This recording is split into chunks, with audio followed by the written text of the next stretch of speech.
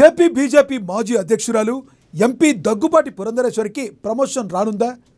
ఆమెకు కేంద్ర మంత్రివర్గంలో చోటు కల్పించేందుకు ప్రధాని మోడీ సానుకూలంగా ఉన్నారా? త్వరలో జరగనున్న మంత్రివర్గ పునర్వ్యవస్థీకరణలో ఆమెకు బెర్త్ కన్ఫర్మ్ కానుందా? అదే జరిగితే పురంధరేశ్వరికి ఏ శాఖ దక్కనుంది? అదేంటో చూద్దాం.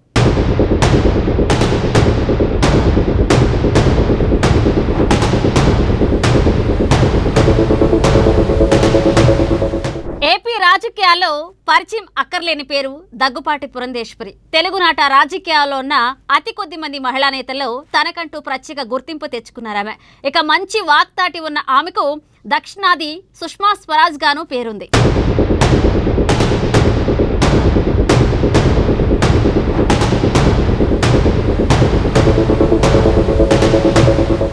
ఎన్టీఆర్ కుమార్తె అయినప్పటికీ పురంధేశ్వరి మొదటి నుంచి సినిమాలు రాజకీయాలకు దూరంగా ఉంటూ వచ్చారు. దగ్గుబాటి కుటుంబం రాజకీయాల్లో ఉన్న ఆమె అటువైపు చూడలేదు. కానీ అనుకోని పరిస్థితుల్లో పురంధేశ్వరి లేటుగా పొలిటికల్ ఎంట్రీ ఇచ్చారు. 2004లో కాంగ్రెస్ నుంచి ఆమె పొలిటికల్ ఇన్నింగ్స్ మొదలైంది. 2004లో కాంగ్రెస్ అభ్యర్థిగా బాపట్ల నియోజకవర్గం నుంచి ఎంపీగా గెలుపొందారు ఆమె. 2009లో విశాఖపట్నం నియోజకవర్గం నుంచి రెండవసారి ఎంపీగా ఎన్నికయ్యారు. ఈ క్రమంలోనే మన్మోహన్ సింగ్ నేతృత్వంలోని యూపీఏ ప్రభుత్వంలో కేంద్ర మానవ వనరుల అభివృద్ధి శాఖ, వాణిజ్య మరియు పరిశ్రమల శాఖల సహాయ మంత్రిగాను పనిచేశారు. ఉమ్మడి రాష్ట్ర విభజనను నిరసిస్తూ కాంగ్రెస్ కు రాజీనామా చేసి బీజేపీలో చేరారు పురంధేశ్వరి.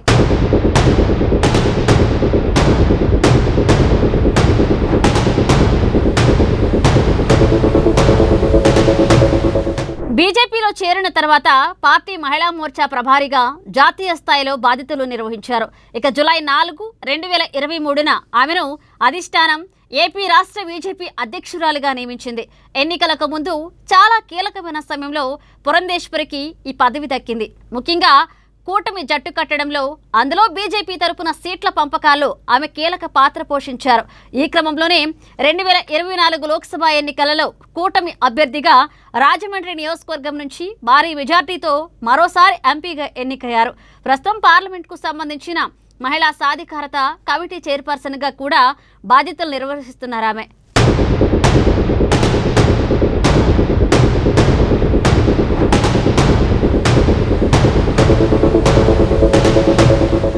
మూడోసారి ఎంపీగా గెలిచిన పురంధేశ్వరి పేరు స్పీకర్ రేసులో ప్రముఖంగా వినిపించింది. కానీ కొన్ని సమీకరణాల వల్ల అది సాధ్యం కాలేదన్న టాక్ ఉంది. మరి ముఖ్యంగా 2024 లోక్సభ ఎన్నికల్లో ఆమె సారథ్యంలో ఏపీలో కూటమి ఘన విజయం సాధించినప్పటికీ తొలి విడతలో నరసాపురం ఎంపీ భూపతిరాజు శ్రీనివాస్ వర్మకు కేంద్ర సహాయ మంత్రి పదవి దక్కింది. దీంతో చిన్నమ్మకు పదవి ఇవ్వడం కుదరలేదు. ఆ తర్వాత ఒక దశలో బీజేపీ జాతీయ అధ్యక్షురాలి రేసులోనూ ఆమె పేరు ప్రముఖంగా నిలిచింది.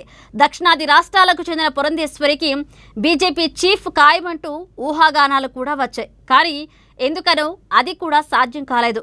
నార్త్కు చెందిన నేతకే జాతీయ అధ్యక్ష పదవి దక్కింది.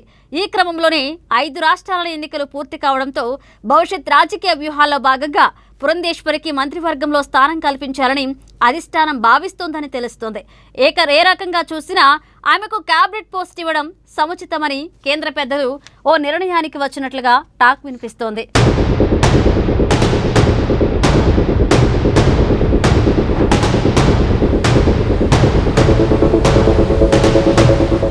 దక్షిణాదిలో బలపడాలని బీజేపీ గట్టిగా కోరుకుంటుంది. ఎందుకంటే సౌత్లో కర్ణాటక మినహా ఎక్కడా ఆ పార్టీ పుంజుకోవడం లేదు.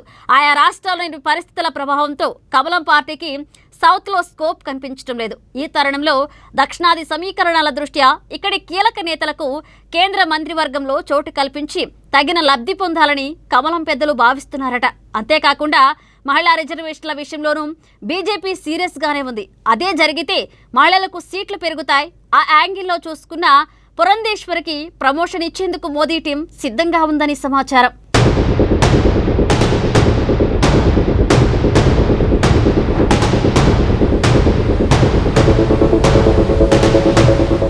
దక్షిణాదిలో బీజేపీకి తమిళనాడు నుంచి నిర్మల సీతారామన్, తెలంగాణ నుంచి కిషన్ రెడ్డి, కేరళ నుంచి సురేష్ గోపి తప్పిస్తే ఏపీలో బీజేపీకి ఆ స్థాయిలో పెద్ద నాయకుడి లోటు స్పష్టంగా కనిపిస్తుంది. అందుకే పురంధేశ్వరికి చోటు కల్పించి ఆ గ్యాప్ను భర్తీ చేయాలని కమలం పెద్దలు భావిస్తున్నారట. పైగా పురంధేశ్వరికి గతంలోనూ కేంద్ర మంత్రిగా పనిచేసిన అనుభవం సైతం ఉంది.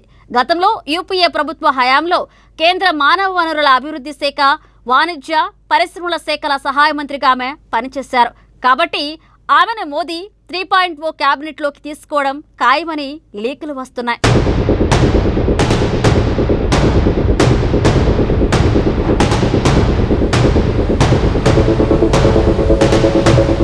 పురంధేశ్వరికి కేంద్ర మంత్రి పదవిచ్చి ప్రోత్సహిస్తే నిర్మలా సీతారామన్ లాగా పెద్ద నాయకురాలవుతారని కేంద్ర పెద్దలు అంచనా వేస్తున్నారట. ఎలాగూ మహిళా నాయకుల లోటు బీజేపీలో ఎక్కువగా ఉంది. ఎందుకంటే నిర్మలా సీతారామన్ను తప్పిస్తే మరో మహిళా నాయకురాలు మోదీ కేబినెట్లో కీలకంగా లేరు. కాబట్టి బహుభాషా ప్రావీణ్యం, విషయ పరిజ్ఞానం ఉన్న పురంధేశ్వరికి ప్రమోషన్ ఇచ్చేందుకు మోదీ, అమిత్ షా లాంటి వారు సానుకూలంగా ఉన్నట్లుగా సమాచారం. ఆ దిశగానే పురంధేశ్వరికి కీలకమైన శాఖ ఇచ్చే అవకాశం ఉన్నట్లుగా తెలుస్తుంది.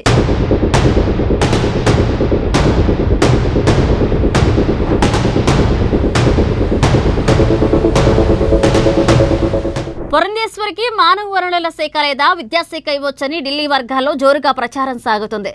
ప్రస్తుత పరిస్థితులను బట్టి మానవ వనరుల శాఖ ఇచ్చే అవకాశం ఉందని చెప్తున్నారు.